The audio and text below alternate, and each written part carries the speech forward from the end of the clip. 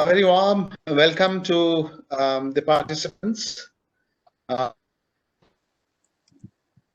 to the panelists.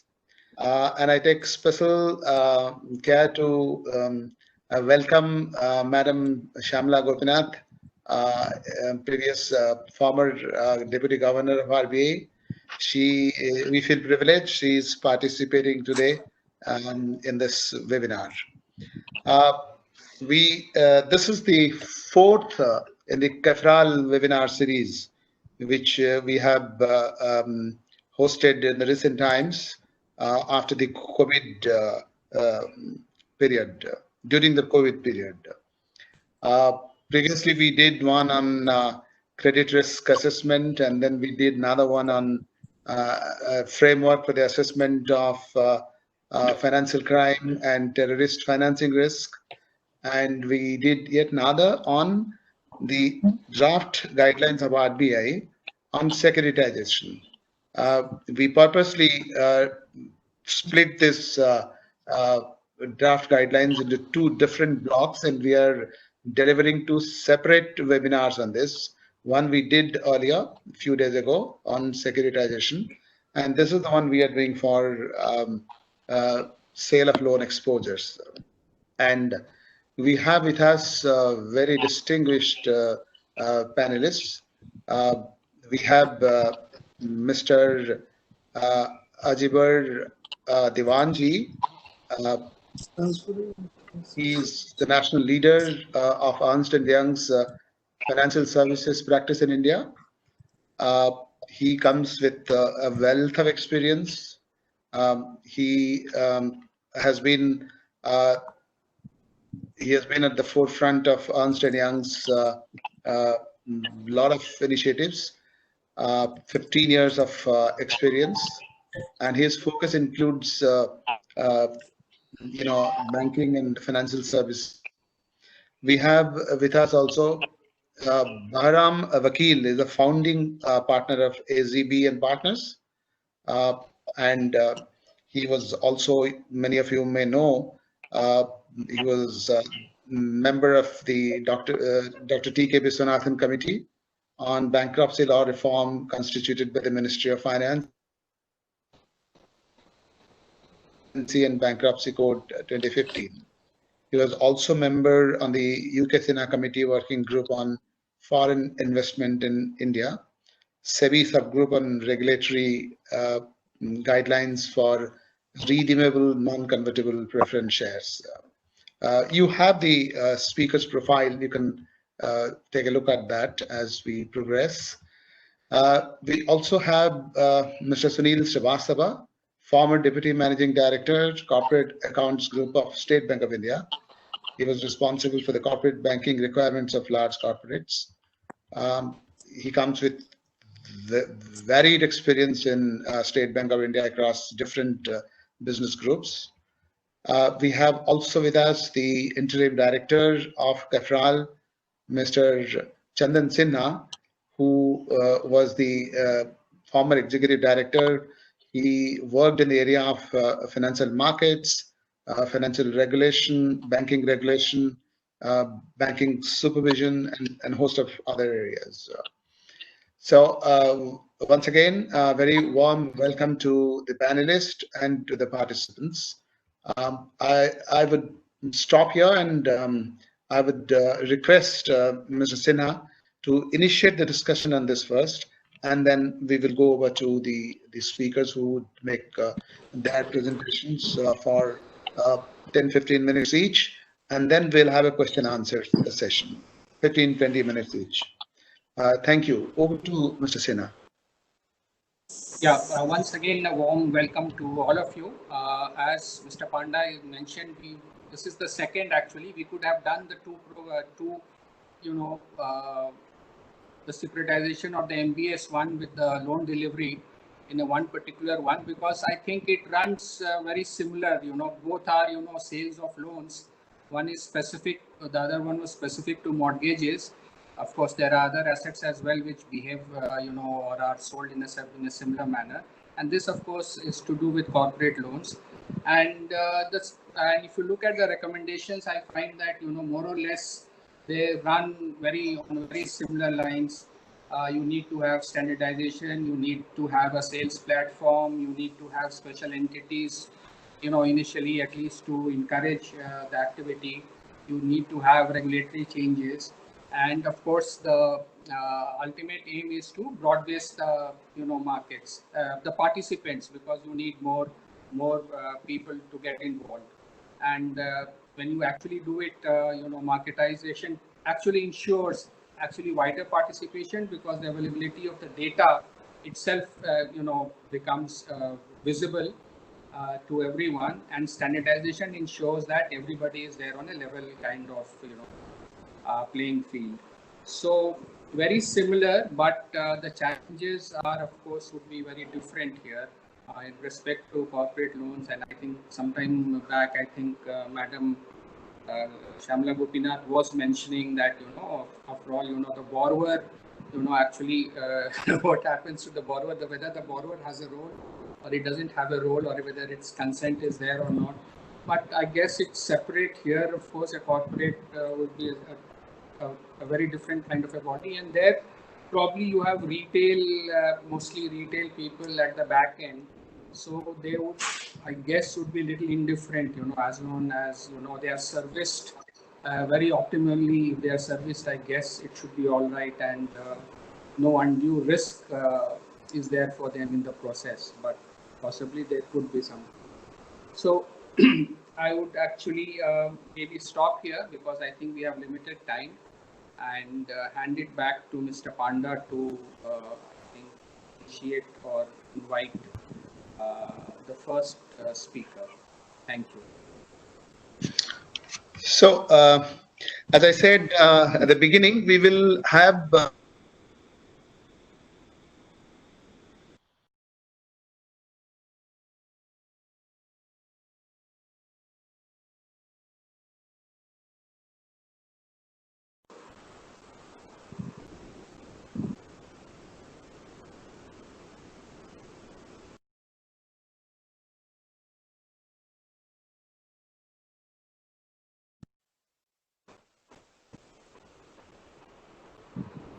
I don't know whether Mr. Panda is having an issue. If that is the case, yeah, Mr.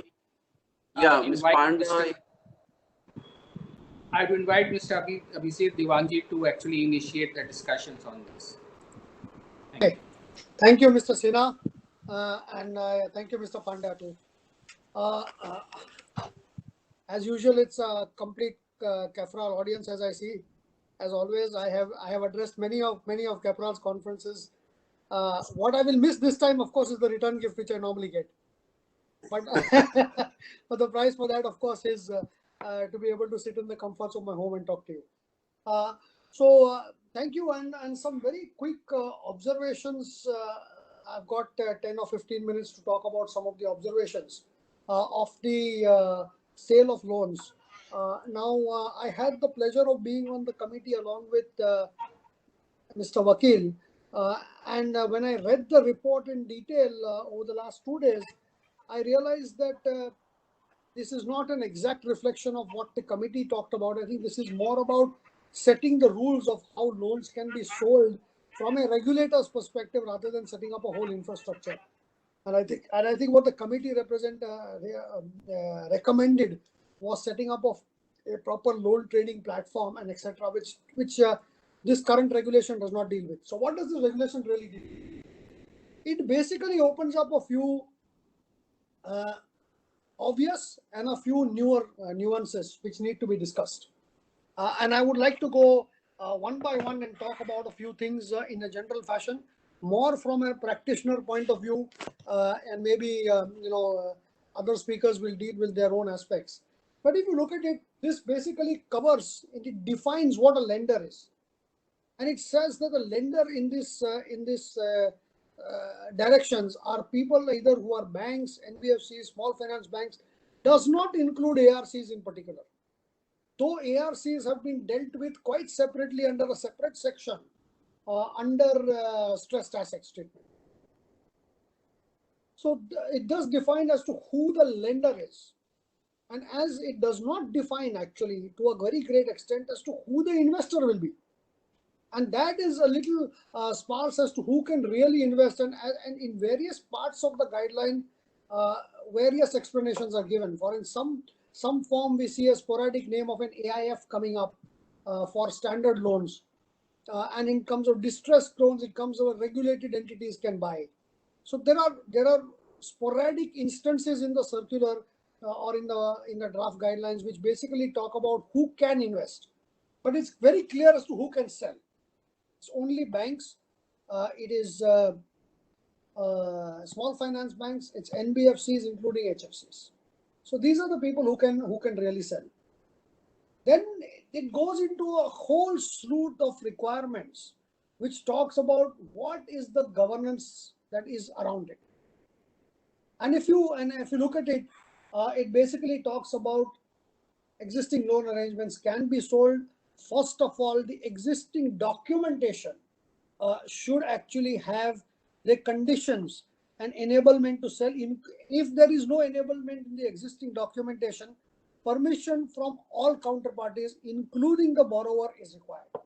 Now, this was something which was also deliberated by the RBI in its committee, which basically said that there will be an enabling provision over which people will be able to correct their documentation over time and get it there.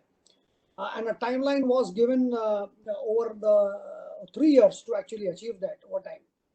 But clearly in the sale, it says if you want to initiate a sale today, with or without a platform in place, etc., then you can do it as long as all the conditions are. The other thing is also it tries to make sure that this does not turn into some kind of a repo arrangement. So it basically debars a transferor to purchase back his own loans. I'm talking about these are general conditions applicable to both stressed as well as non-stressed assets. Then it deals with around 7 paragraphs, primarily around true sale. It says you cannot have any contingent consideration. You cannot give any credit enhancements. You cannot give any liquidity measures. So basically trying to make sure that the sale that happens is a true sale, and the price discovery that happens on this true sale is the price at which that loan sits as it is in the books of the transferor. So you cannot, in a loan sale, try and say that I will give additional security and that will skew my yield in any way. So idea is that when a part of an asset is sold by a transferor, or his share of the asset is sold by a transferor to a transferee, it effectively sets a benchmark price for similar other pari passu loans which may have been given to that borrower from multiple lenders. So idea is again to come out with some level of transparency in terms of where that pricing would lie and would reflect the true credit risk or the true credit pricing of that underlying credit. If it is merged with any kind of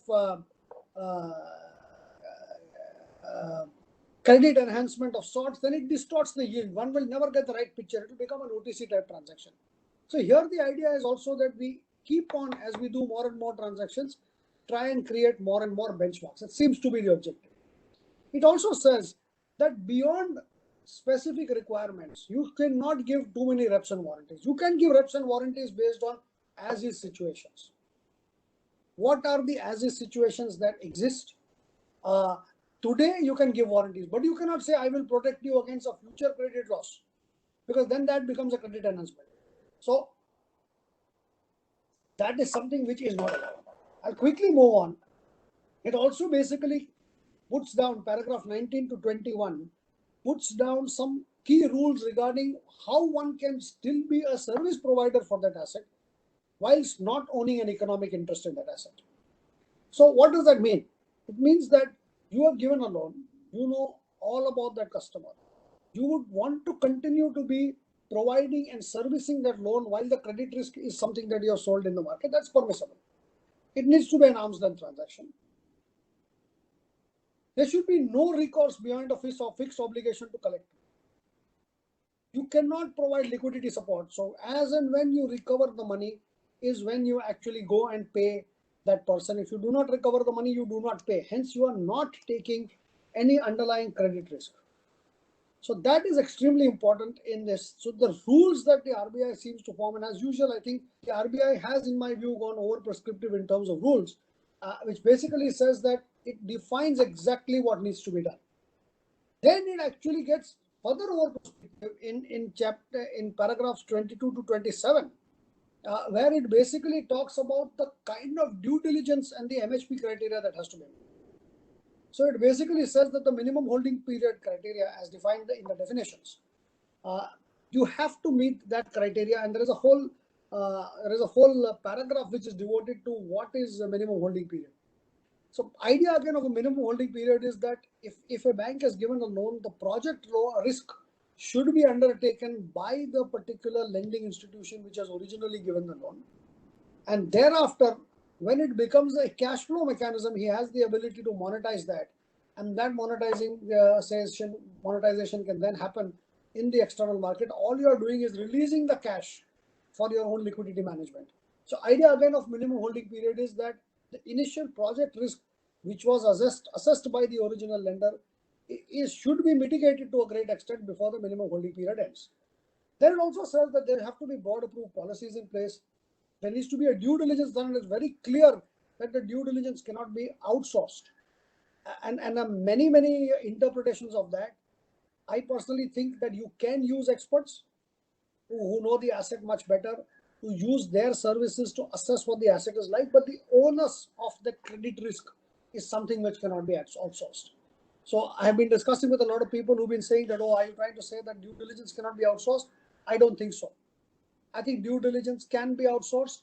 What can't be outsourced is the ultimate risk on that due diligence. So you are the person who is ultimately responsible. That's how most transactions are anyway. So the regulator will hold the transferee responsible for doing the due diligence. It's all the procedures that a transferee needs to do should be that of a new loan. It should be as good as a new loan has been granted, and nothing more. Moving quickly on standard sale of assets, paragraph 28 to 26, it basically says it does not apply to a few type of transactions, does not apply to lender transfer of assets which has happened at the request of the borrower. That is not covered under these guidelines. Specifically, interbank participations are not included. Bond trading is not included. Sale of portfolio to exit a business does not cover under these guidelines. Trade of stressed assets is covered under a separate paragraph and hence not covered under paragraph 28 to 46. Consortium lending is also not covered. And specific exclusions that the RBI may do are not covered. Now, transfers can transfer assets except revolving credit, which is working capital type loans, or assets which have a bullet repayment, principal and interest. The reason to this is that this should not be a stressed asset which has been converted into a fully bullet repayment, where there is no evidence of whether an asset is stressed or not stressed. That cannot come under the stressed guidelines. So it very clearly excludes that. It has some exceptions.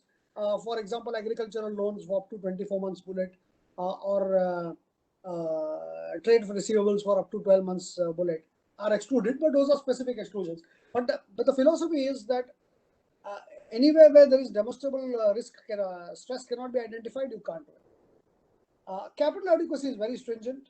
That is when the capital adequacy is where it talks about that if AIFs can purchase loans. It does not define whether domestic AIFs or foreign AIFs, but I think the extant guidelines, it does not say, these guidelines do not say that existing guidelines are overridden. So wherever there are specific guidelines for AIFs which would have to be exempted, will have to be dealt with. So for example, AIFs cannot purchase loans directly. Now, how will that be dealt with? A question I think this panel needs to address it to some extent, because it says AIFs can buy loans. But if you look at the guidelines that SEBI has issued, SEBI has allowed it, but SEBI has not specifically allowed it because it says that these loans are covered by RBI. So there is a interregulatory turf issue here, and one needs to sort that out as to how that will be. And I'll leave it to the esteemed panelists to debate that topic. But I think it's a topic that we should adequately debate about. Coming to stressed assets, and I don't have more than 5 minutes to talk about it, but I'll quickly talk about stressed assets. It basically, definition of stressed assets is SME2 and any assets which has been restructured as part of a financial difficulty. So it basically includes everything. It allows June 7 circular based sale can be covered under the sale of assets. Plus, it allows sale to eligible transferees. Now, what is eligible transferees is a difficult one for us to debate. There have to be board policies to define that. It says also that the selling banks should identify on a top-down basis, which is top management basis, especially for doubtful accounts, what is their strategy to sell those accounts. And I think this has been emphasized earlier by RBI, but I think there really needs to be a larger focus at the top level for banks to decide how they need to deal with some of the restriction, and it has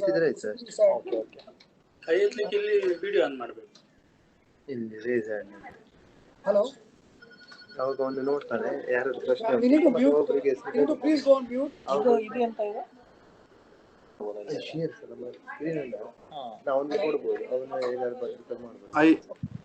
I request participants to keep their mic on mute mode. I'll quickly continue. It basically says that banks need to follow a top-down approach in terms of identifying assets. Doubtful assets. It also says that regulated entity, which is permitted to take loan exposures. This topic needs to be discussed at length today, maybe, as to Devanji, just a minute. There are participants who have kept their mic on. I may request them to please switch off their mics, unmute them, mute them. Okay, go ahead. Thank you. So the important point in the stressed asset thing to look at is that the transferee can be a regulated entity permitted to take loan exposures. And there was a recent debate where it was argued that can we have corporates who are also regulated by the Companies Act to actually buy assets. And it also says regulated companies where their regulator effectively permits them to purchase loans. Now, if you look at a articles or memorandum association of a corporate, it basically permits you to do anything. So are you then trying to say that any corporate in this country can end up purchasing loans? If so, nothing bad, but it's something that needs to be debated. Can stressed assets be purchased directly by corporates who, of course, should be eligible under 29A and should not be promoter companies? Because that's the due diligence that the lenders need to verify whether they can sell the assets. They also specify things like there needs to be public bidding. Valuation in excess of 50 crores requires two valuers. I think that's a little harsh because 50 crores is too low a number. It needs to be much higher than that. Assignment on novation, both are permitted. Contingent sale is not allowed. Only cash sales are allowed for stressed assets. No exposure. Now it just says that if a lender purchases another exposure, say, or any person purchases another exposure, and if that exposure is an NPA, it already has it's an NPA, but the new buyer does not have that account in its book, then for that new buyer, it's a standard account. However, if that new buyer is somebody who already has an existing exposure to the same company whose exposure he's buying, and if that company is already NPA in the books of the buyer, then the whole exposure will become NPA. So there is an interesting factor that if a new lender comes and buys a company, that new lender does not get an NPA tag for an NPA that he purchases. But if an existing consortium member ends up buying that, then the account becomes an NPA. So the idea is to introduce newer buyers to come and buy the whole exposure, it seems. The accounting also works a little differently. It says that the way the accounting has to work is that first any receipt has to be adjusted against principal, and then balance will be the interest recovery. It's pretty much in line with how ARCs account for their assets. But this is pretty much against the India's principles, though, which actually require a breakup between principal and interest every time. But we will deal with that issue also. Interesting on ARCs I've seen. Now, I'm a little uneducated here whether the SARFAESI Act allowed the issuance of bonds or not.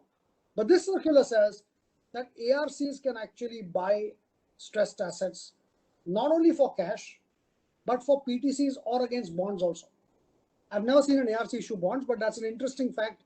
And I would like to hear views from the participants as well as the panelists as to how this will pan out. It has to be a minimum of 6 years if they issue any bonds or PTCs. They need to be, SRs of course can be issued unlimited, which is the current SARFAESI guideline. But if it's bonds or PTCs, it needs to be a 6-year term. It should carry interest at 1.5% above bank rate, and it should be charged on the assets. Again, like the accounting for stressed assets, the amounts received should first be adjusted against principal and then be adjusted against interest. So many complexities here. For stressed asset, it says, for non-stressed asset, it said that these guidelines do not cover lender to lender. For stressed assets, it seems to allow lender to lender because it has a condition which says that if you can sell an exposure to somebody who already has an existing exposure. Then the whole definition around what is a regulated entity. The fact that ARCs are now allowed to issue bonds against exposures that they buy. I don't know how these things stack up, because some of them actually hit the very existing regulations, which sometimes, or the AIFs, for example, the AIFs being allowed to buy non-stressed assets. It's very clear that they are allowed to buy only non-stressed assets and not stressed assets. I'd love to hear a legal view on this. But why I say that the AIFs are only allowed to buy stressed assets, non-stressed assets, is because the AIFs is mentioned only under the stressed asset criteria. And in the criteria for the stressed assets is mentioned that non-stressed assets are not covered in this criteria. So and if AIFs are only mentioned there, then it presumes that AIFs cannot buy non-stressed assets. So it seems that the stressed asset market has been restricted to existing banks and existing lenders, as well as ARCs only. Still not clear what happens to FIIs, whether they can buy directly or they can't buy directly. But extant guidelines don't allow it. Are FIIs regulated? SEBI regulation, SEBI registration or regulation? Iffy. I think there are a lot more clarifications required. It's path-making in the sense that it seems to be the first step towards opening up the loan market, which is a welcome move. But I think a lot more clarifications are required in terms of guidelines. So with that, I would like to stop here, and hopefully, Banaji, I am within my time, and I'll hand it back to you.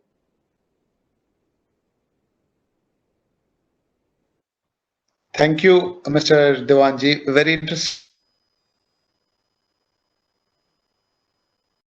to listen to you. Am I audible? Hello? Yes, sir. Hello? Am I audible? Yes. Yes. Okay. May I now request Mr. Vakil to come up with his comments and analysis on this? Over to you, Mr. Vakil. Thank you. Thank you very much. I hope I'm audible as well. And absolutely, very clear. And I assure you that I will, keep well within the time, because I think this is such a expert audience, and you have such a terrific panel.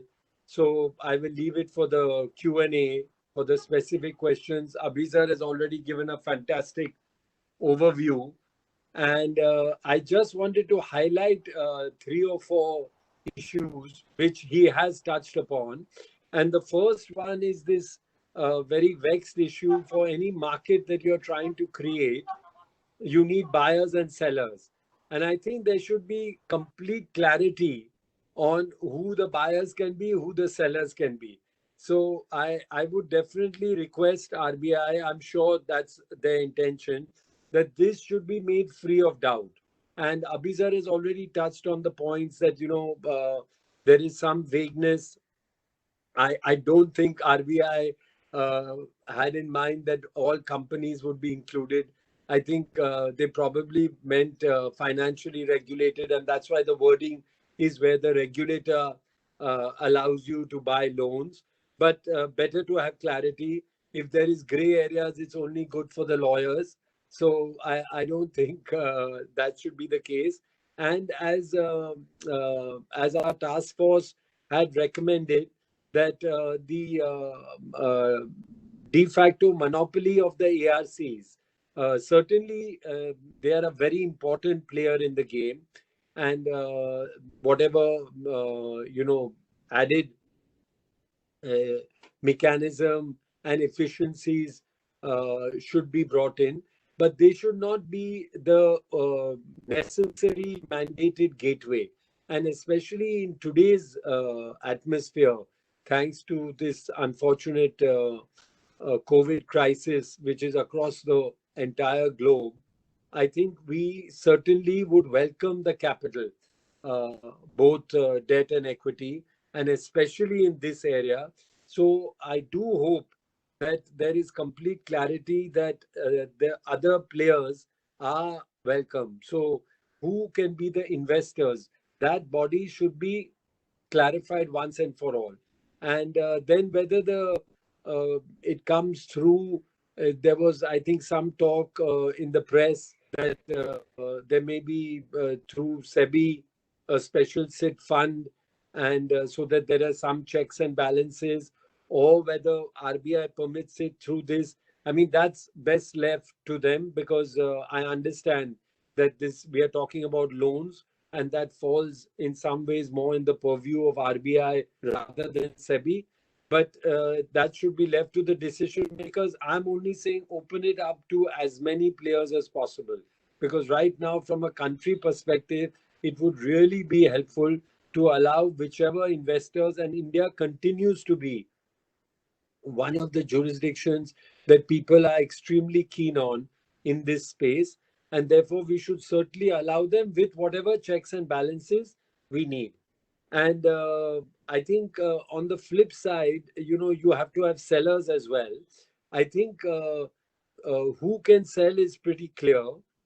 So there, I would only say that, like some of the key banks, of course, SBI being the most obvious one, they have a focus on selling down the distressed debt, and I'm sure a lot of the other banks do too.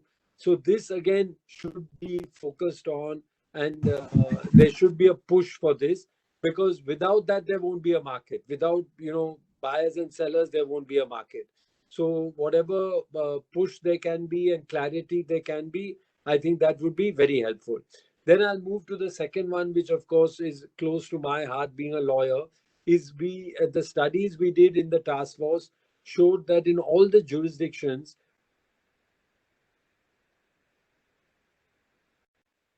standardized documentation that makes it much easier and efficient for these transactions to take place. So again, whether you choose the UK model or the Asian model, tailor it for what works best for India.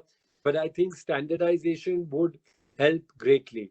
And again, as Abhiza said, some kind of timelines which are realistic. So for all new loans, and I guess whenever there's renewal, and give a, I think the period we had suggested was 3 years. So in that, we should have all this documentation standardized. And there was a regulator that we had suggested, self-regulation, so what was called the SRB, and that would take care of all this, including all the other modalities. So of course, pricing is a huge issue. So in terms of the pricing, of course, an electronic trading platform in today's world is ideal, because then there's a lot of transparency as well.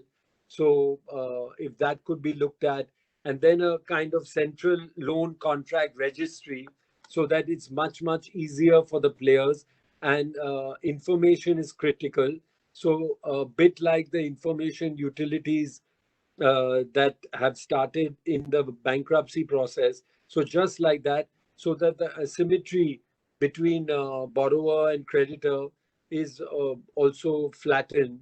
So all these issues were should be taken care of by this SRB, this self-regulating body, which would take care of this. So I think that's the other big part that I think should be taken care of, because without these this infrastructure in place, it would be very difficult to set the market going.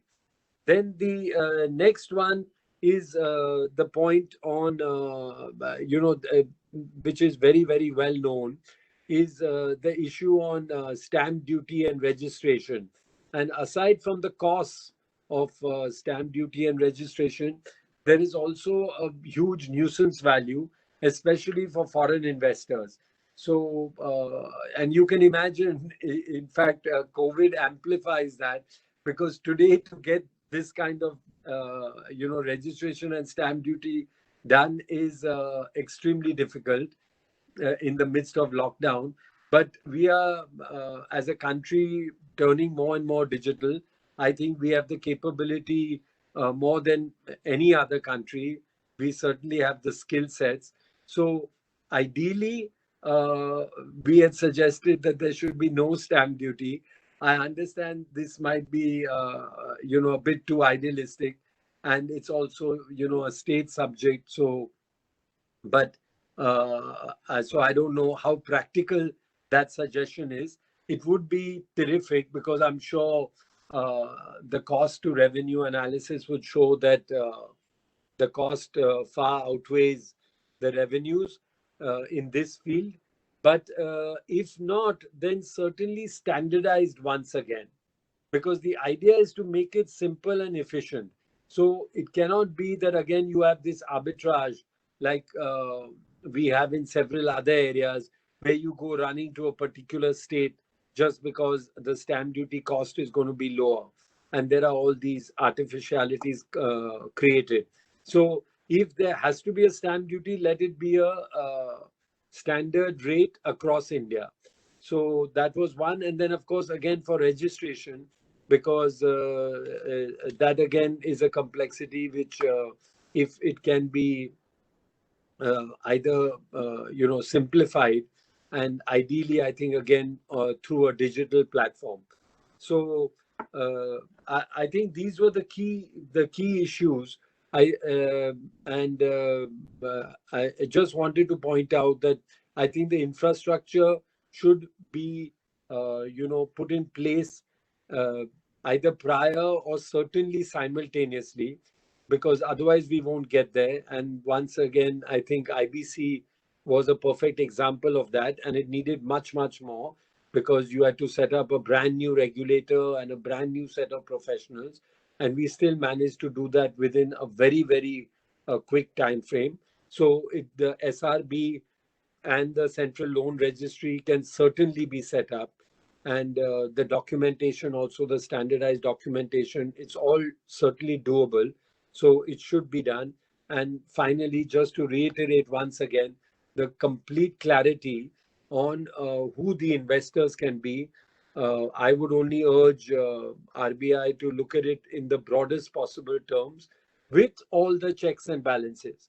We are not suggesting at all that you have the 29A issues, or you have any kind of round tripping issues. You have the necessary checks and balances, take the necessary affidavits, or run it through a special SITS fund, so that there's more check through SEBI, whatever the regulators together and the government deem fit. But let's have clarity and then push fast forward. Many thanks.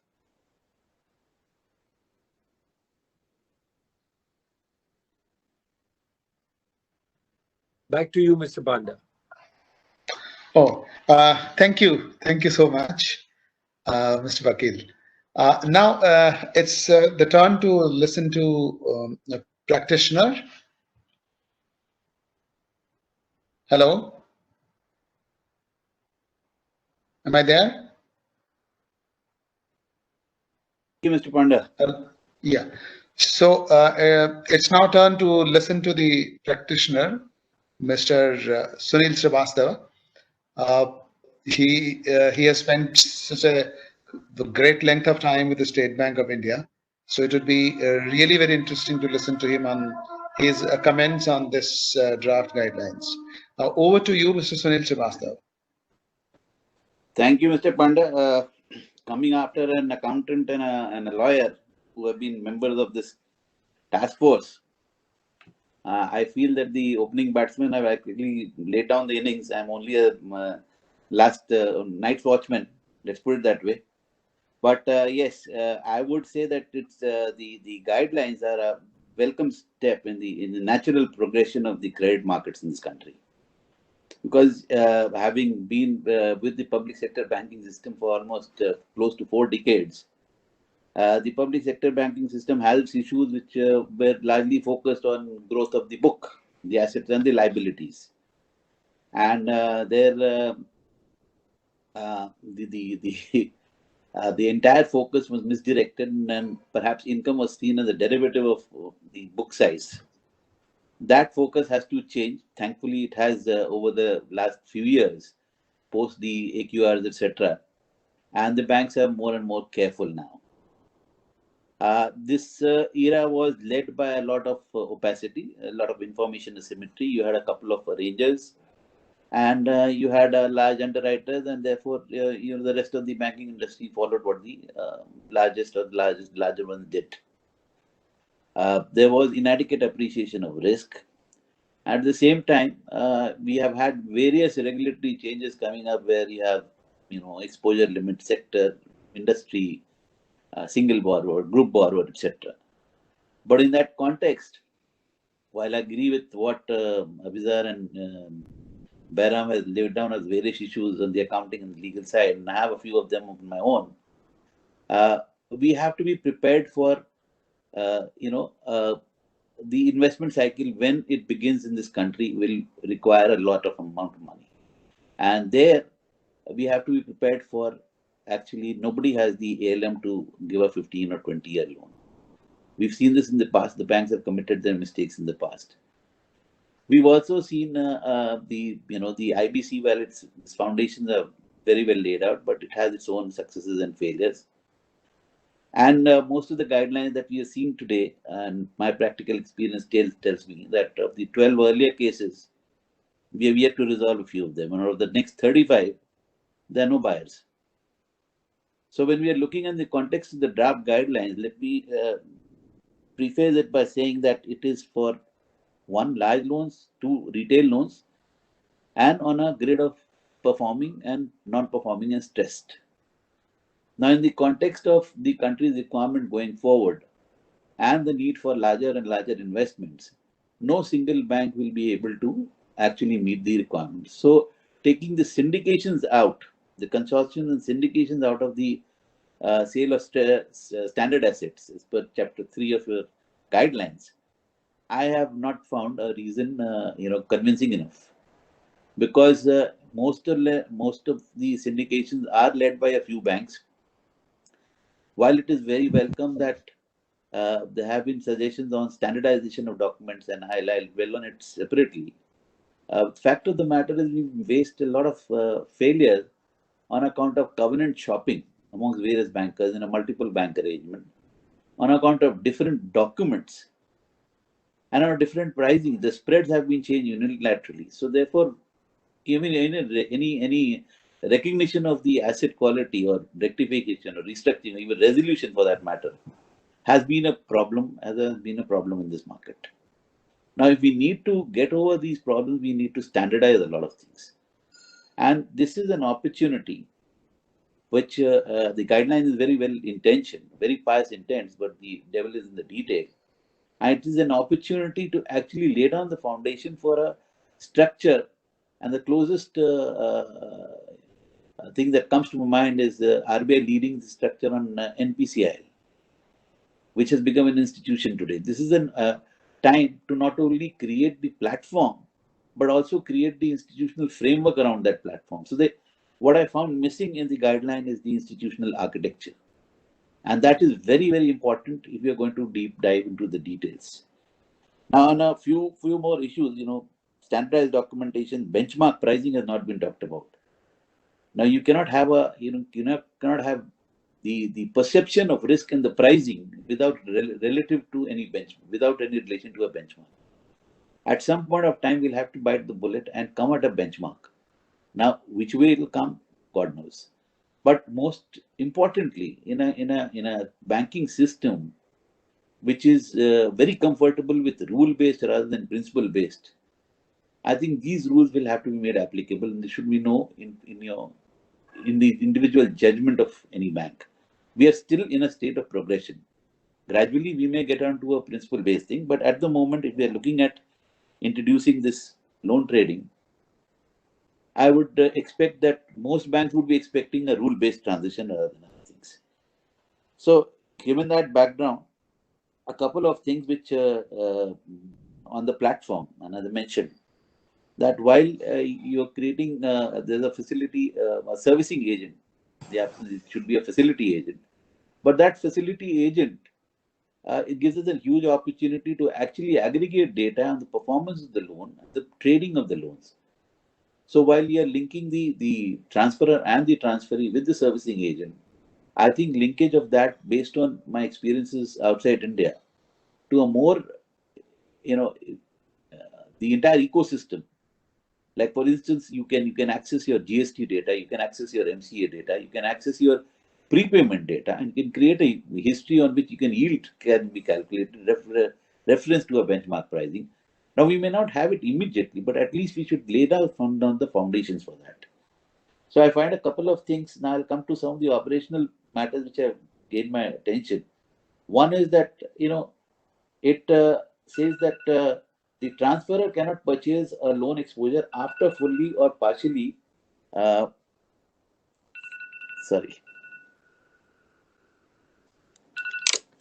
after fully or partially exiting. Now, how do you rebalance the? One of the objectives is rebalancing your exposure. One of the three objectives. Obviously, one of the objectives is to strengthen sale to reduce exposure. Strategic sale to reduce exposure, which is maybe because of ALM, because of SBL, GBL, industry, sector, geography, whatever exposures on your own portfolio management. Now, if you are not able to buy a loan again after maybe 1 or 2 years, then this objective of rebalancing your portfolio from time to time will get vitiated. Second, of course, is that the entire guideline envisages one transferor and one transferee. So when it talks of servicing agent, it says the transferee can change the servicing agent. A situation where there is one transfer and multiple transferees, or multiple transferors and multiple transferees, in a loan situation where you're underwriting an infrastructure asset. Now, how do you attend to that? So that clarity may be required. Then on the structural part, a lot of things have been duplicated. A lot of things may be required, like the KYC, etc., would be required. But then these things can also, once it has been done, because once you open an account in any bank, the KYC is acceptable by the passport office as well. So at some point of time, we need to have a system where the borrower doesn't have to go through multiple KYCs only if the loan is sold or transferred. There are a couple of few more points like this, where the concurrent internal auditor of the servicing agent, who can also be a part of the transferor. So where do you ensure the conflict of interest there? You're talking about maintaining the history of each of the loan pools, but then asking the loans to be maintained in a consolidated manner. In an infrastructure asset, you're saying that when you're selling the loan, obviously the risk during the implementation period is higher than for the pricing will be higher. But post implementation, obviously the banks which have underwritten and financed the pre-completion period will be getting a profit, will be getting a benefit on that. But if that is not to be reckoned for the tenor of the asset, which in infrastructure asset may be 10 to 15 years, this may become a problem. So there are a couple of things, like for instance, a receivable which is less than 12 months cannot be transferred if it is not had a payment in prior payment. Now obviously the ratings will come here of whoever is the drawer there. I see that there are a few more operational issues, even on the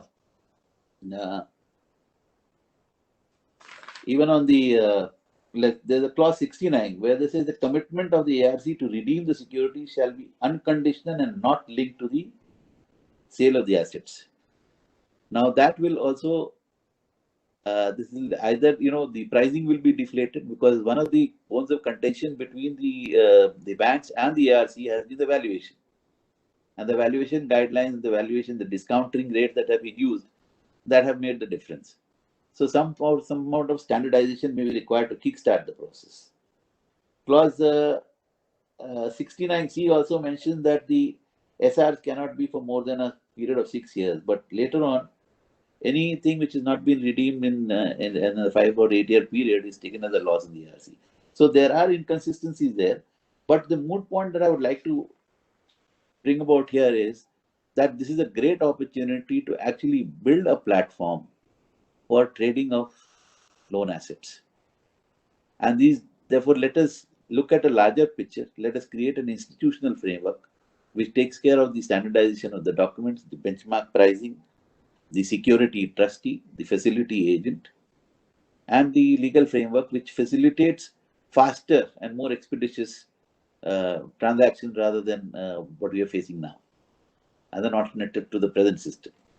I think I'll stop at that with the practical aspects, but there are a lot of legal aspects. Thank you.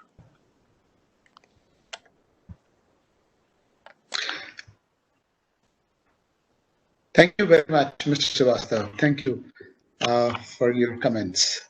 So now we start with the question and answer session. And what I propose to do is do it in two different. Hello? Hello? Yes, sir. Yes, Yeah. yes. What? No, there was some voice coming from background. That's why I paused. So what I'm going to do is divide this time into two blocks. In one block, I will put some questions together with some other thoughts which also come when one looks at the guidelines, and then specific questions which have come from the participants. So there is a very simple but very basic question that comes to mind is about the definitional part of the guidelines, where at page at paragraph 5, there is a host. Do you think, I mean, this is for Mr. Vakil, do you think there should have been a definition of special purpose entities, which has been referred to in the previous paragraph, where it is said these directions will be applicable to all loan sales, including sale of loans to special purpose entities? So should it be required to be defined the way 5 gives out definitions of a lot of very important terms used in this guidelines?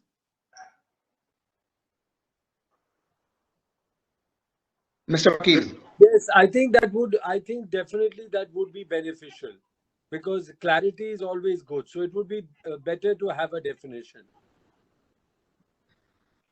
Okay, good. Then can I direct a question to Mr. Srivastav? This is regarding, the paragraph 19, paragraph 19C, which talks about the payment of fee on other than income. Am I there? Yeah, you're there. Payment of any fee or other income arising from the role as servicer is not subject to deferral or waiver. Now, this is sounding logical and required, but to what extent this is something which can be really ensured by a regulator or through a regulation? This is something which is actually not elsewhere dealt with in this set of guidelines, but it says very strictly that these servicers, obligations cannot be deferred or waived. But there could be many occasions when this perhaps would need to be negotiated or recalibrated. So the way I understand it, and I can take a parallel from my experience with the international syndications, what you are using as a servicing agent is actually a facility agent. And a facility agent just maintains on behalf of the lenders or both the transferors and the transferees the record of the loans. Yeah. and therefore he is supposed to even monitor the performance under the various covenants, etc. Now, the servicing, the facility agent or the servicing agent can be distinct from the originating lender, or can be a part of that. But his roles and responsibilities are limited to only communicating between the lender, the borrower, and the various participants in that loan. So his obligations, where you're talking about deferral of obligations, I don't know what obligations does he have beyond being a communicator of the developments of the loan or monitoring the performance of the loan. So which specific obligation? No, it is referring to the income that is due for the lender after the sale. The payment of any fee or any income arising out of this thing from the servicer, whatever income or fee has to flow. On that, it is making this the strict condition. May I read it out once again? Yeah, if you can, please. I think it may be 19C. about, Yeah. it might be because of the pricing part, again, so that there should be no, the pricing should be completely transparent. So maybe that's the reason. But sorry, please go ahead. Sunil will have a better view. Yeah, Mr. Srivastava. Yeah, if you can read 19C, I don't have 19C with me right now. Okay. Okay, here is a question which has come from one of the participants, which says that the NBFCs and the HFCs, they have adopted IND AS, and it prescribed certain set of accounting norms for financial instruments and other things. However, this guidelines has not referred to IND AS at all. There are certain provisions in the guidelines which could potentially conflict with the provision of IND AS. Any comments on that? This is actually a question for all the four panelists. It's definitely for Abhi sir. Okay, I will give it a start and then others can. So one by one. So there are two areas which come to light where IND AS is clearly violated. One is where it says in standard assets that whatever consideration is received is first applied to principal and thereafter interest. And the same applies even in the ARC regulations, which it basically says that you first adjust against principal. Question is, in IND AS that is not applicable. In IND AS you need to split the principal between the cash consideration between principal and interest in an equitable manner, and first adjustment is interest and second interest adjustment is principal. So a lot of ARCs have felt that as an issue. So what they do is that for regulatory accounting they use that principle, but for IND AS accounting, as they report in their annual numbers, they do differently. So for example, capital computation, you do a rework of the capital, because whatever you record as interest income effectively ends up in your tier 1 capital. So you carve it out of the tier 1 capital, whatever you have recorded as interest, and take it against principal first. So this is the adjustment that you do to work out regulatory capital quite separately. But in the books, you follow the IND AS principles. Alternatively, if you want to follow RBI principles, then you will attract a qualification in the IND AS accounts. Any comments, Mr. Vakil, on this? No, I have no comment. This is entirely an accounting subject. So should the guidelines deal with this aspect a little bit, or as it is silent, it should remain silent in the final guidelines? I personally think, Mr. Pramod, it should deal with it, and it should Sorry? allow IND AS. It should deal with it, and it should allow for IND AS accounting. And I'll tell you why. Because the reason RBI wants to stay conservative on income recognition, in general, is because it says, boss, if it's a stressed asset or an asset which has been sold under a particular agreement, let them first adjust against the principal, because that is a more conservative regulatory approach rather than add something to tier 1 capital which ultimately may not be recovered. However, if you look at all the other prescriptions that RBI has given in terms of conducting an auction, going through a pricing process, making sure due diligence is done, blah, blah, blah, blah, all the other guidelines that they have suggested, would they not take care of the fact that when principals are actually, or cash is actually received, a component of that is actually interest? So my view is that because there are so many other conditions which RBI has prescribed, though my view is that those prescriptions are also over prescriptions, and to some extent RBI should moderate them, especially on the process side. But given that so many processes the banks will follow in the ordinary course and the board will prescribe in the ordinary course, there is enough and more recognition that interest income should be recognized. And in other parts of the circular says that when you buy a loan, it is tantamount to giving a fresh loan. Under fresh loans, you are recording interest upfront. Then why not under these loans? I would agree that under stressed assets, there is a case to say that one should not accrue interest. But under normal situations, I don't think there is a real need to not follow Ind AS. So I would recommend that actually Ind AS should be followed at least for non-stressed assets. And for stressed assets, if it is an NPA, then NPA norms of income recognition should be followed. Just going back for a moment to one basic question. This is question actually Madam Shyamala Gopinath has raised. This is about the the legal or technical part of it.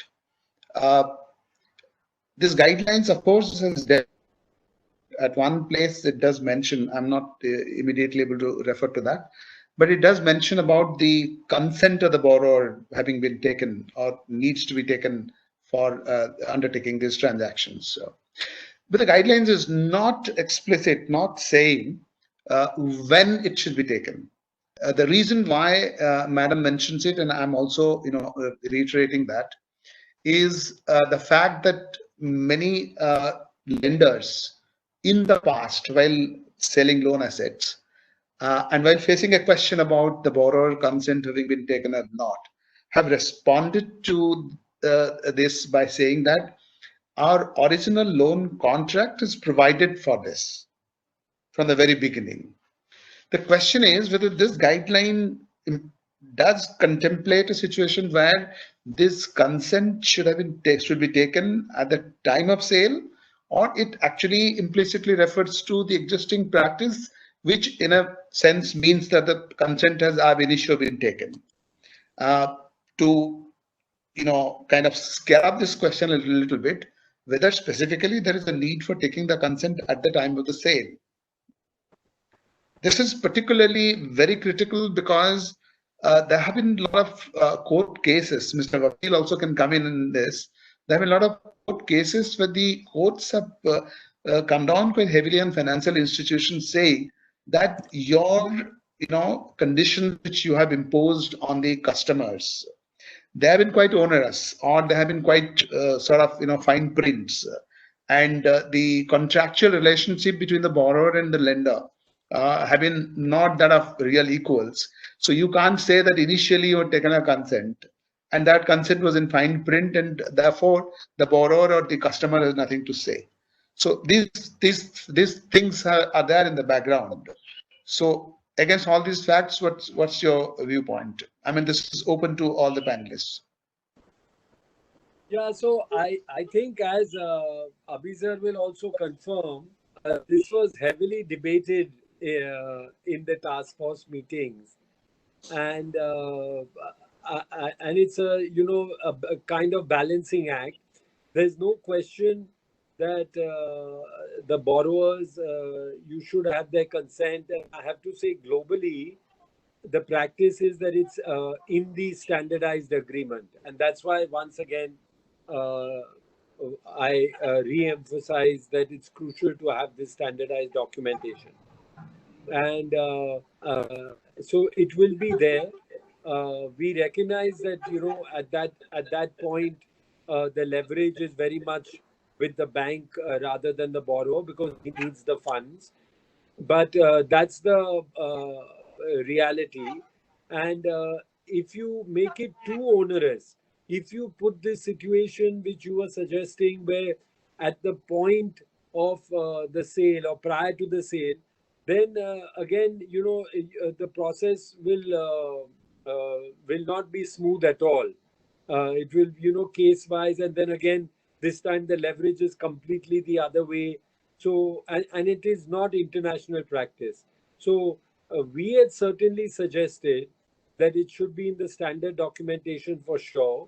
And if the borrowers upfront don't know, as things progress, they certainly will know. As the market develops, they will know that yes, either sale or securitization is a pretty standard process, like it is all over the world. So when they are agreeing to the terms upfront, they should figure it out and put in whatever safeguards they want. So that is what we had suggested. I think the guidelines are in fact a little more borrower friendly, and I'm only worried that that will make the process very cumbersome. But it's a very fair point. I mean, it's not an easy issue. So I would love to hear Abhizar's view. I think, yeah, it was heavily debated. In fact, a lot of people asked for a lot of time in terms of, the bankers especially came and said that 3 years also was short time to enable all these changes. But because one wanted these changes quickly, one had to be doing it. But let me just quickly read clause 6. Pramodji, this is clause 6 of the regulation, which basically says that if the enabling regulations are already there, as you said, they're somewhere in the fine print, then obviously no need to go back to any of the constituents. It's only when these enabling regulations are not there that you really need to go and take everybody, including the borrower's consent. So ideally, I think if there is some agreements have it, it's a bit like the ICA. I'm sure going forward, all loan agreements will have a compulsory ICA mandate in there. So similarly, these, I think, going forward documentations will have it.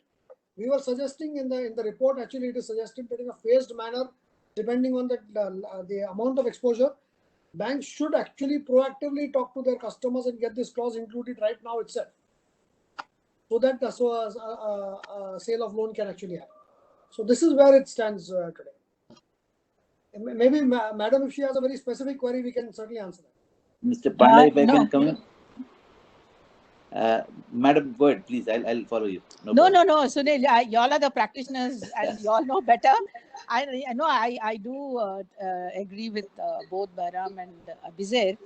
My only little concern was in the initial stages of all these new products getting introduced so rapidly, whether it is securitization, loan sales, and then we have all problems around us in terms of the economy and the COVID and all that. My only issue was about educating the borrowers and transparency to borrowers. That was the only issue. Yeah. Yes, Sunil. Yes. So, ma'am, the practical, I'll give you the practical point of view. The documents are so voluminous that no borrower goes through it unless it's an English. That's the problem. That is a problem. Yeah. And the second aspect is that all loan documents actually carry provisions for novation and assignment. And that is the basis on which we never ask for the borrower's consent when we transfer the loan to the ARCs.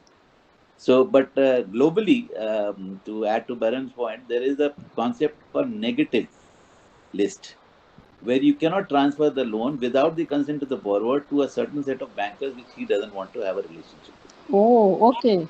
So, but in India, the need for the intercreditor agreement actually came out of the provisions for restructuring, where each borrower had a different set of documents, a different set of covenants, and those covenants were in conflict with each other, requiring an intercreditor agreement.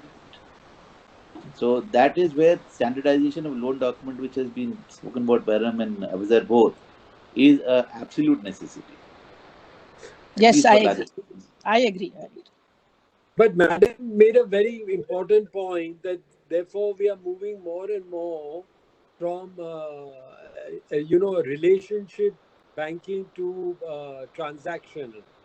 So I think when as you say, when it's a strong borrower, when it's a big blue chip borrower, then they will be able to put these safeguards and put the negative list. But awareness should be there. I mean, no doubt that awareness has to be done. experience in the US markets is that even the largest of borrowers do not negotiate on the standardized documents. So the standardized documents are what is acceptable if they want to take under the loan under the shared national credit, etc. You may have an individual guy underwriting 100%, and there the document could be negotiated. But at some point of time, the originator of the loan would also like to have an exit route. So a standardized loan document is a sort of a safety valve for both them. So Yeah, on a slightly humorous note, I'm always scary of people who borrow without reading documents. no, Abhishek, I'm more worried about those who lend without getting all the mortgages and all the registrations and documents. One thing which is required in larger loans, especially, you require a legal guy to sign off that everything has been done. So that compliance would come as a part of the system here. So that's where the due diligence and the other things which need to be outsourced, I think these should be permitted by specialists. Even the follow-up of the loans, this will require, because we have those asset monitoring institutions which are being permitted by RBI, but in large complex loans or long tenor loans, or I think we require specialized. The bankers are not equipped to actually monitor large loans.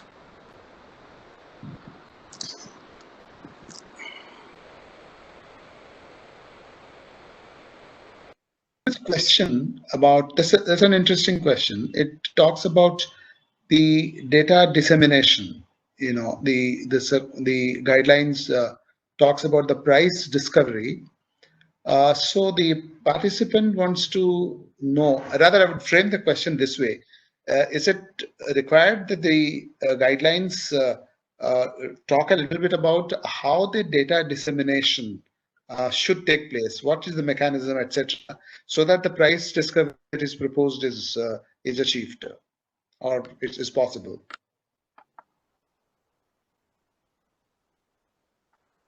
Abhishek, please go ahead.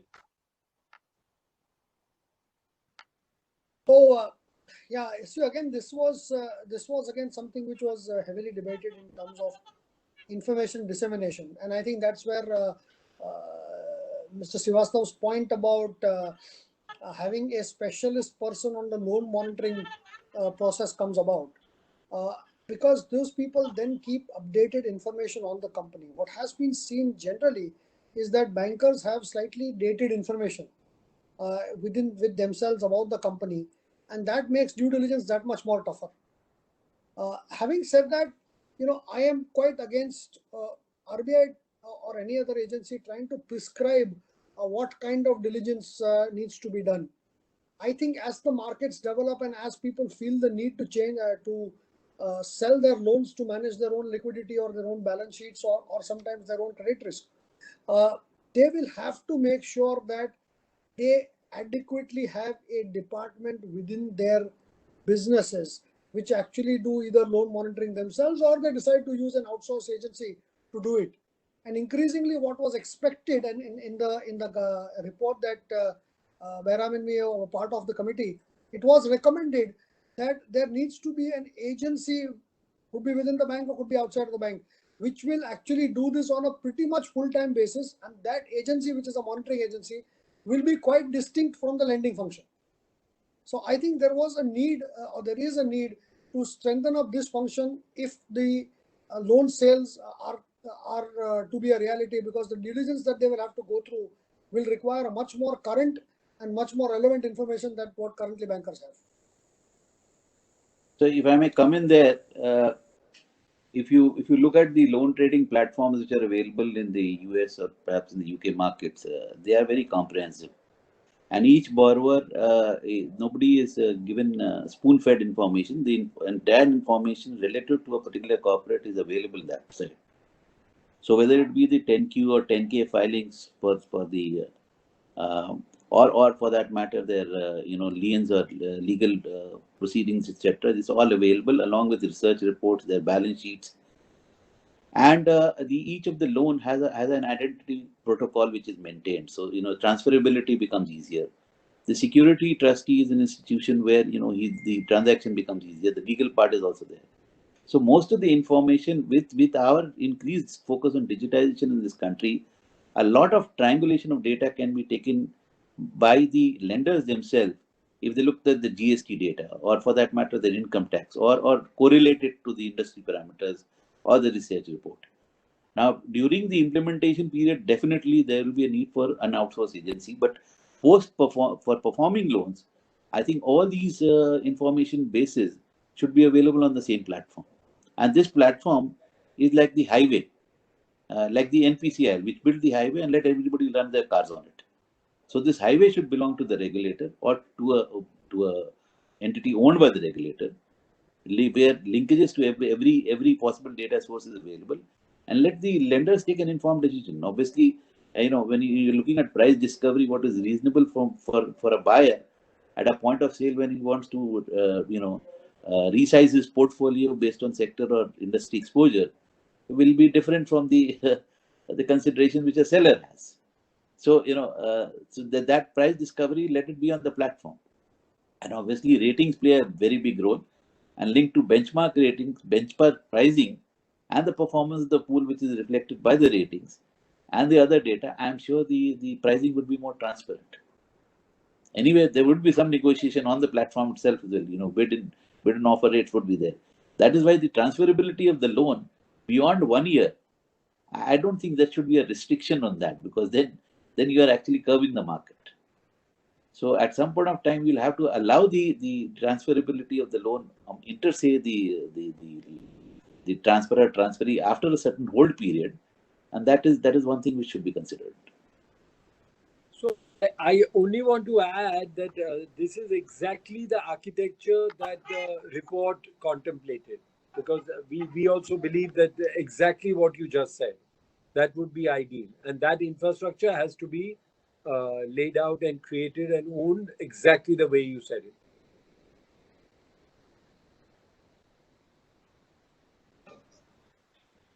This, just to continue on a different level, can we have a discussion, quick one rather, on what could be the measures that can be taken to spur the supply of standard loans in the secondary loan markets, and also what could be the measures to spur the interest of various investor classes in the secondary loan markets to make it really vibrant, to make it functioning well?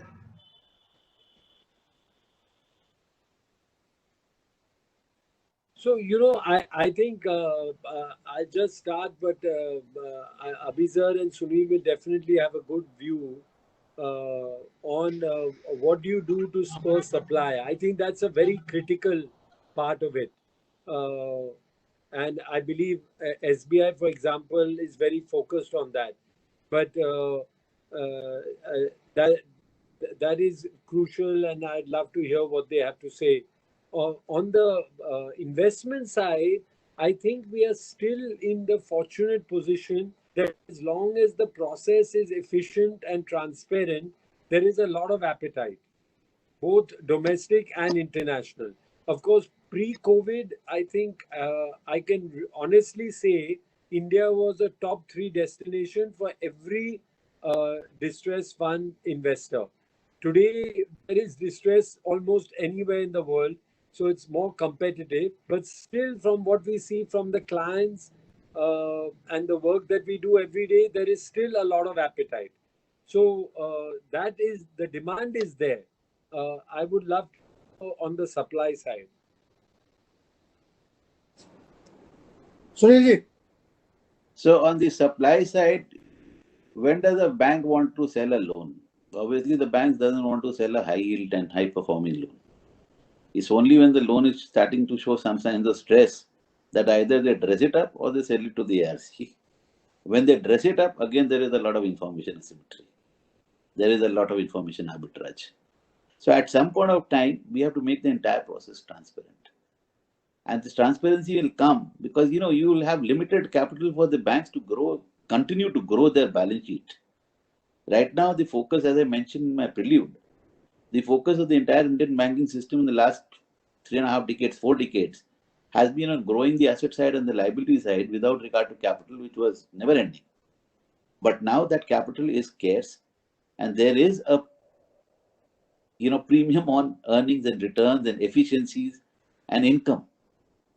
So if you want to really spur this market, you have to change some of the guideline tenets here, which allows recognition of income which is booked as a profit during the year or to be provided against the NPAs that may accrue during the year. That is the only thing which will spur banks to actually resize and rebalance their portfolio. And obviously, portfolio management or looking at exposure ceilings across various risk parameters will also spur them into that. And that's again where the regulators will come in there. Yeah. So just two comments. One is that the world over, loan sale markets have picked up only with distress. As Sunilji rightly said, nobody wants to sell a good loan. I think in our distress, unless we have an ICA which is strong enough for all banks to come together, ability to sell to ARCs or even to other banks who want to consolidate exposures and deal with a resolution will not happen unless everybody sells together. So I think one is a ICA requirement or a drag along right on ICA is extremely important if, say, 51%, 66%, whatever threshold of people actually agree to sell an exposure. The other thing is very clearly the treasury exposure. Now, if you look at it in banks, the culture in our banks, as Sunilji also just mentioned, if it's a good asset, why do I sell? The reason you sell is that you should be able to churn capital more efficiently. A bank is not meant to be earning annuity income. A bank is to be funding productive asset growth. So an asset is, say, for example, a dam has to be built or a road has to be built, easier example. Road has to be built. While a road is being constructed, it is pretty much a bank which should give it the money because it has the expertise to assess whether a road will be successful or not. But once the road is built and the toll is collected, it is his duty to dispose those assets off into non-bank annuity structures like insurance companies and pension funds and the like. And the capital that it actually gets out of those annuities is what it should then churn into fresh products which will create fresh assets for a country. That is what a bank is meant for. So I think in the banking system today, out of the 10 lakh odd crores of exposure that the banking system has, 30% is annuity. And that annuity has to be sold off to the likes of life insurance companies. Now what happens is, sometimes when you sell these annuities are sitting in companies which don't have great ratings. So I have dealt with a life transaction where the company rating was a BB rating. But the annuity asset that it had was a AA+ asset. Now, I should be able to, what we tried to do that, we tried to carve out that asset into an SPV, the SPV that we just spoke about. And that SPV then itself had a AA rating because that had only one asset. But because that SPV was newly formed, a life insurance corporation or a PFRD, a pension fund was not able to invest because they need a 3-year track record. So the asset is still stuck in the banking system. I would want that we should have regulations which allow, if there is a legacy asset which has had 3 years of operation, even if it is put into a new SPV and that SPV can get enhanced rating, it should ultimately be able to sold out so that the cash comes into the banking system to lend to another road which is yet to be constructed. I personally think that banking is the business of churning. It's an agency business and not an asset holding business. The asset holding should be with the insurance companies and the pension funds. This is what we should enable.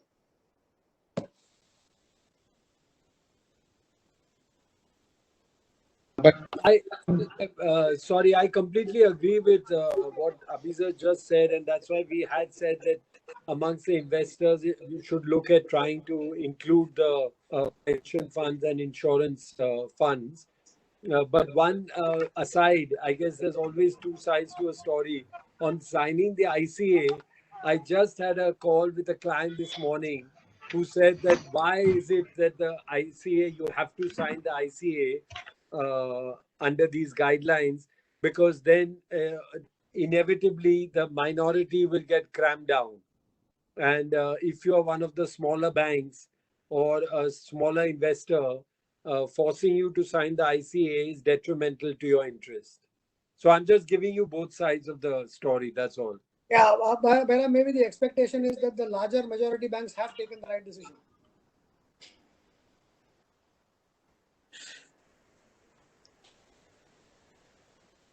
He has differential covenants and differential security structure trying to hold on. So this we have faced in the past. Abhizar and I have both been experienced to 30 banks trying to negotiate on coming to a common platform for resolving an asset. And this is the problem we need to avoid. So in the absence of capital, I'll agree with Abhizar, you need to increase the velocity of capital. And for increasing the velocity of capital, please, these steps are very welcome. No doubt. No doubt. Okay.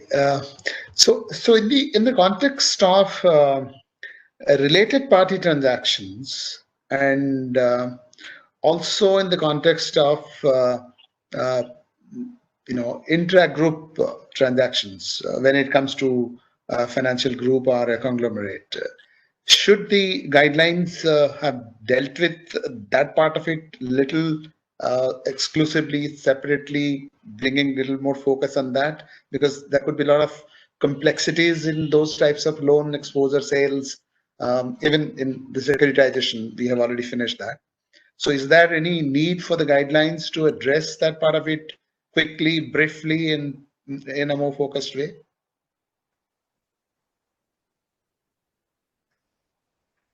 I'm not sure, what exactly you are alluding to, because if you're saying pierce the corporate veil, this is only a sale of the loan. So when you say intergroup, and I'm presuming that there won't be sales to corporates. Maybe I'm wrong, but that's what I'm presuming.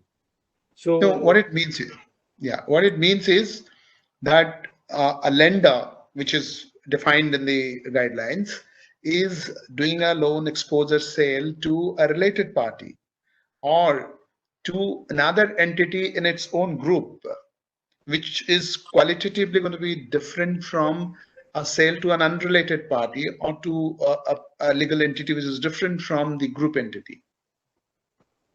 So whether there are any complexities or any technicalities involved in that which should be addressed by the guidelines. So the guidelines today, Pramodji, actually does not, it says that you can't do it to promoter companies, can't do it to 29A disqualified companies. Tough one to answer, because just think about it. If somebody has borrowed money in an SPV for a project while the parent is healthy, and the parent actually wants to absorb that unhealthy business for whatever reason into his healthy balance sheet, why would you want to stop it? Why would the lenders be against it? So ideally, this 29A type restriction is something, as far as sale of loans is concerned. The bankers, if they are migrating to a better security structure or for cash, and if they're getting out of the system, why would they care? Why would a 29A apply if there is a cash transaction, which is what most bankers are, the guidelines say that they need to do. Now, if you look at the other aspect, which is that maybe the buyer is funding it from another bank's exposures, that is the end-use restriction that the bank needs to take care of. To debar again, idea should here be that if there are maximum people coming into the program, let them come in. If we waste too much time on trying to deal with disqualifications, we will actually lose the market. Was not to debar. Yeah, the fair point. The question was not to debar or prohibit, but to provide a special treatment or a special focus on that type of transactions. Yeah, I mean, this is definitely going to happen. If the regulation says that you have to take more care if you're selling to the related party and better, yes, I would accept. Yes, that's what the point is. Arm's length pricing, something like that. But anyway, we are saying pricing should be transparent in every case. Yeah, but you can. And in fact, that is mentioned at one place in the guidelines. Yes. Okay, that's the last question. Can the AF in general or category 2A AIF in particular buy stressed loans as under the framework put out by these guidelines? Somebody is having some doubt about this, question about this. Unless Madam can tell us, we are all having doubt. That's the clarity we would like. No, yes, I think, AIFs are also like regulated entities, and regulated in the sense they are financial entities. See, I would be more very, in the sense of corporate buyers and all, you don't know, like they're buying which loans for what purposes. They could be buying loans of their competitors or somebody in their same business. We don't know. But in the case of investment entities like AIF and others, their business is to invest. So I feel they should be allowed, and if it's not there, it should be enabled. Yeah. Okay. So the way the guidelines sit today, I mean, the only way AIF is mentioned is under the category of sale of non-stressed assets. So the only mention of the word AIF, I'm just scanning through the papers, by the way, comes in paragraph 45.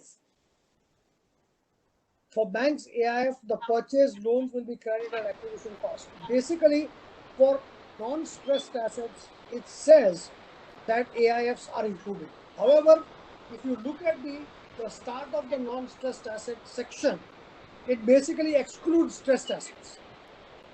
And in the stressed assets criteria, there is no mention of an AIF. So I personally think, also I agree with Madam as well as with Bera, that we should allow AIFs to purchase stressed assets, but this opens a larger Pandora's box. What we don't know is, are FIIs allowed to buy? If you say regulated entities are FIIs, and if the definition of regulated entities under stressed assets includes an FII, for example, which is regulated by SEBI, and if an FII can directly go and buy a stressed asset, then why would an AIF not be allowed to buy an asset? So my view is very clear. Yeah, should be allowed. I only thing is that in the guidelines we should clarify it, because currently AIFs are mentioned only under the stressed, non-stressed category, and there is no mention under the stressed category. Maybe today is the last day for the clarifications. We should give that clarification that AIF should actually be included for stressed assets. I think it'll go a long way. If FIIs are included, why not AIFs? Yeah. Of course, firstly, SEBI should enable that, and and second, I think the risk of one should know who the investors are, and the AIF in any event should have a presence in India, isn't it? Unlike the FIIs. That's another dimension. Yeah, that's another dimension. So, if they have a presence in India, I think it should be allowed. Yeah. Today, by rules, an AIF cannot purchase a loan. Yeah, true. That's what I'm saying. Yeah, so AIF puts in a SPV structure and holds PTCs. SPV is a trust. Now the question is, can stressed loans be sold to a trust? And is trust a regulated entity? Actually, the issue is, once a loan becomes transferable and is sold and all that, it really ceases to have the the fundamental character of a loan. It becomes a security in a way, because the way the pricing is done, the accounting is done, everything else. So yes, maybe it'll evolve. I feel one needs to have the comfort. So maybe you start with PTCs, and then you go to stressed assets. I don't know, but basically the transferable loans, and once they are in these loan sales guidelines, we essentially want them to be like securities. Just at a cost of extending it by a couple of minutes, is this guideline restricting the side of purchasers to only the domestic players, or it's open-ended? People, the entities from abroad, the foreign entities can purchase the loan assets? That was certainly the intention. So I hope it is not restricting. So I hope that clarification comes. The idea was it should not be restricted. Yeah.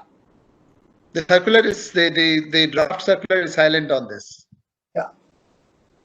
And this takes us to yet another part of it, which is very basic. That is paragraph 3. It says the guidelines in terms of applicability and purpose is applicable to the lenders only. That is the sellers. Is it a fact that this circular nowhere lays down anything which applies to the purchasers also? Nowhere it has got any prescription for them. I believe there are some prescriptions for them. So the only prescription for the lenders, it basically says a need not be a financial entity. If you go back to, first of all, there's an AIF reference in the stressed assets. But if you go to the non-stressed assets, sorry, if you go to the stressed assets, sorry, I'll just open the paragraph.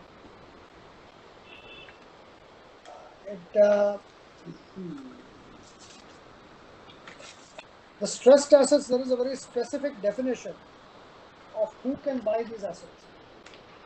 So it's applicable to the purchasers also. So yeah, this is, well, the guidelines are issued by RBI, so primarily applicable to lenders because it's an RBI guideline. But who could be purchasers is what is defined in parts of it. So especially if you go to the stressed asset guideline, it basically talks about who should be the purchasers. It does not restrict it only to lenders being purchasers.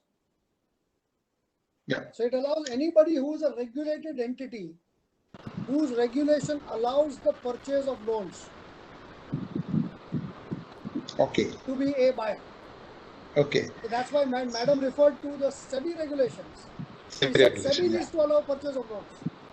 That's right. That's right. Companies can purchase loans because the Companies Act memorandum of association is so wide that it allows you to do everything under the sun. Yeah. That is the. And you also mentioned in the context of paragraph 19 and 21, can corporates participate? Because they are also regulated entities under the Companies Act.